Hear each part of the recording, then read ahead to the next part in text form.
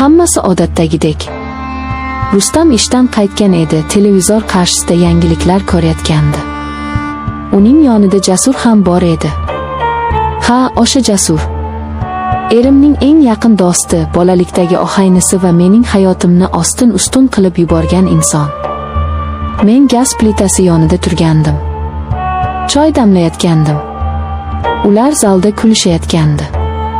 Rustamning bamayli xotir, ishonchga to'la kulgisi va Jasurning o'tkir, biroz istehzoli, lekin yuragimni teshib o'tadigan ovozi.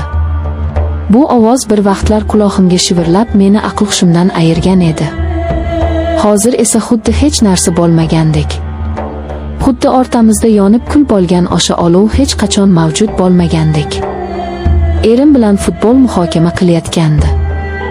Biz yashayotgan hovli tinch.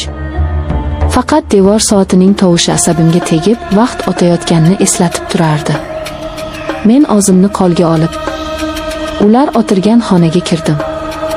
"Kelin, choy damladingizmi?" so'radi Jasur. U menga qaramadi.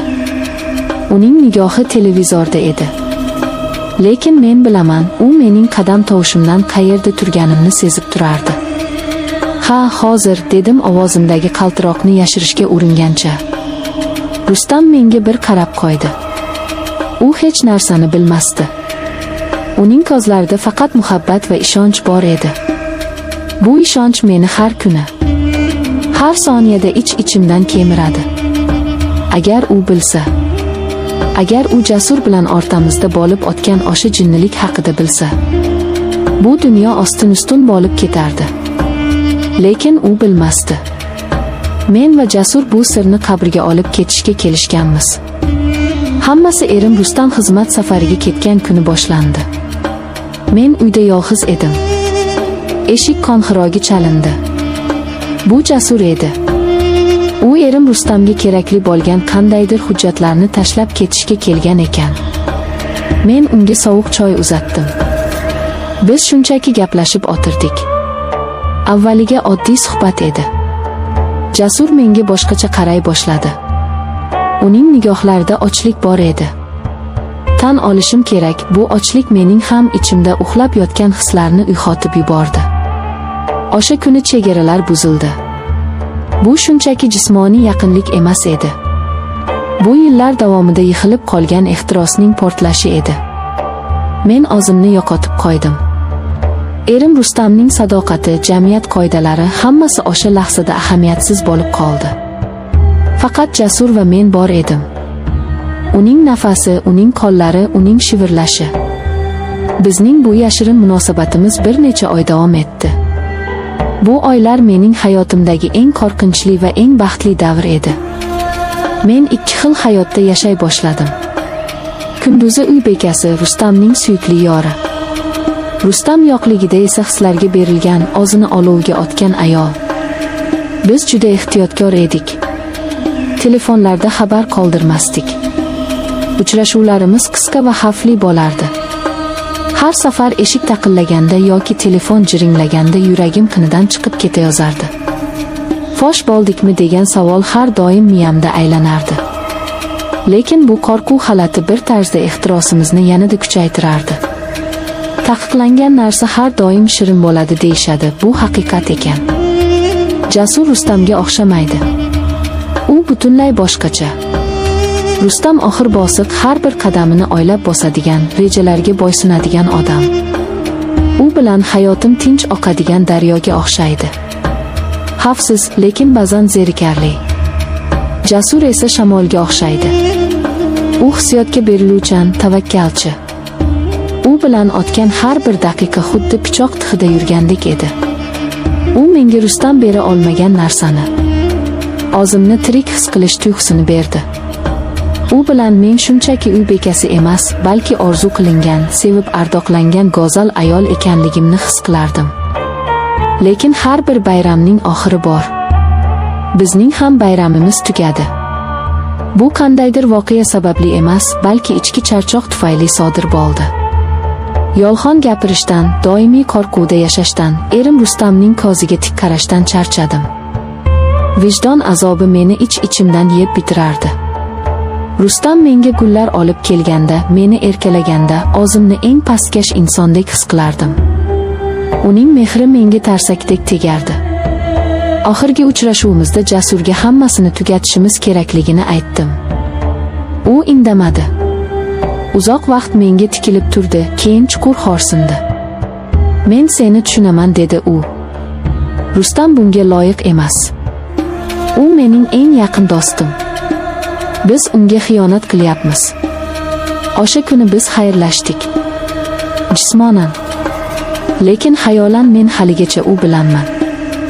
Mana oradan 6 oy o'tdi. Biz do'stona munosabatga qaytdik. U biznikiga tez-tez kelib turadi, xuddi oldingidek. Lekin endi oramizda ko'rinmas devor bor. Dasturxonni tuzatib bo'lgach, men ham ularni yoniga, divanni chetiga o'tiraman. Rustam menga qarab jilmaydi. "Choying juda mazali bo'libdi azizam", deydi u. Jasur piyolani olib sekin hoplaydi. "Ha, kelinning qoli gul", deydi u. Bu gapida kinoya bormi yoki samimiyat, ajratib olish qiyin. Uning ovozi bosiq, lekin men uning nigohida o'sha eski uchqunni ko'rgandek bo'laman. Yo'q, balki bu shunchaki mening tasavvurimdir. Men ularga qarayman. 2 erkak. Biri erim, ikkinchisi esa mening qorong'u o'tmishim. Ular qanday qilib yonma-yon o'tira olishadi? Qanday qilib Rustam hech narsani sezmaydi? Yoki sezadimi? Ba'zan o'ylab qolaman, balki Rustam hammasini bilar, lekin oilamizni saqlab qolish uchun o'zini bilmaganga olayotgandir. Bu fikr meni dahshatga soladi. Uning sukuti, uning mehri balki jazodir. Yo'q. Rustam unday odam emas. U to'g'ri so'z, agar bilsa yashirib o'tirmasdi. Demak, u bilmaydi. Va bu sir men bilan qoladi. Men uni umrimning oxirigacha ko'tarib yurishim kerak. Men choynakni olib, ularning piyolasiga yana choy quydim. Jasur birdan menga qaradi. Uning ko'zlarida bir soniyaga o'sha tanish ifoda paydo bo'ldi, so'xinch, afsus va balki ozgina g'azab. Biz bir-birimizga termulib qolamiz. Bizning nigohlarimiz to'qnashgan o'sha lahza asrdek tuyuladi. Men uning ko'zlarida o'zimning aksimni ko'raman. Gunohkor, lekin baribir sevishni va sevilishni istaydigan ayol aksini. Keyin u kozini olib qochadi va piyolasiga qaradi. Men o'rnimdan turib, bo'shagan idishlarni yig'ishtirish bahonasida stol tomon yurdim. Ichimda bo'ron turgan bo'lsa-da, yuzimda xotirjam niqob bor.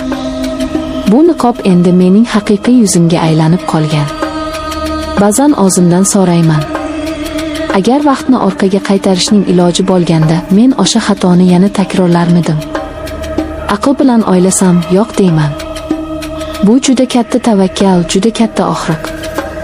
Lekin yuragimning tub-tubida boshqa javob yashiringan. O'sha tuyg'ular, o'sha junbush, o'sha tiriklik hissi.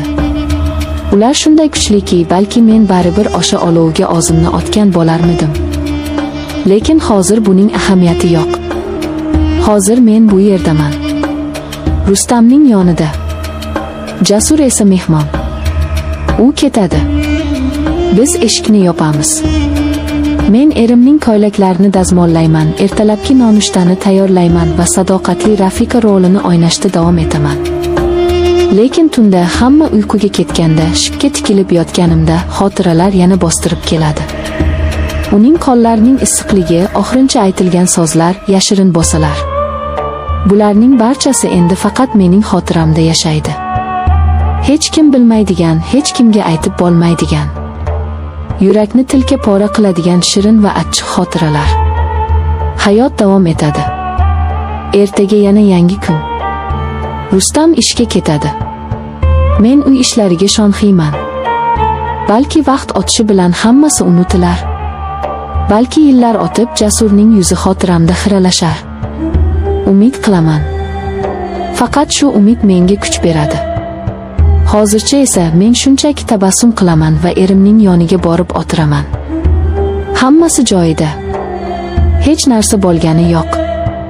Agar dunyoda sirlarni o'lchaydigan tarozi bo'lganda edi, mening yuragim eng oxir toshni bosgan bo'lardi. Lekin bu toshni ko'tarishga majburman. Chunki men ayolman, men rafiqaman va men bir vaqtlar sevgan va sevilgan, xatoga yo'l qo'ygan oddiy insonman. Derazadan ko'chaga qarayman. Jasurning mashinasi allaqachon ketib bo'lgan. U o'z hayotiga, o'z yolg'izligiga qaytdi. Men esa o'z qafasimda qoldim. Qizig'i shundaki, ba'zan bu qafas menga dunyodagi eng xavfsiz joy bo'lib tuyuladi, ba'zan esa eng dahshatli zindon. Mayli, bu haqda o'ylashni bas qilishim kerak. Bugungi kun tugadi. Ertaga nima bo'lishini vaqt ko'rsatadi. Hozircha esa sukunatni buzmaslik kerak. Bu sukunat bizning oilamizning poydevori, garchi u yolg'on ustiga qurilgan bo'lsa ham. Men bu poydevorni buzishga haqqim yo'q. Shunday qilib men o'z rolimni o'ynashda davom etaman. Pardalar yopilgan, chiroqlar o'chirilgan. O'yin tugamadi, u shunchaki yangi bosqichga o'tdi. Va men bu o'yinda yutqazganimni ham, yutganimni ham bilmayman. Faqat yashayapman. Shunchaki yashayapman.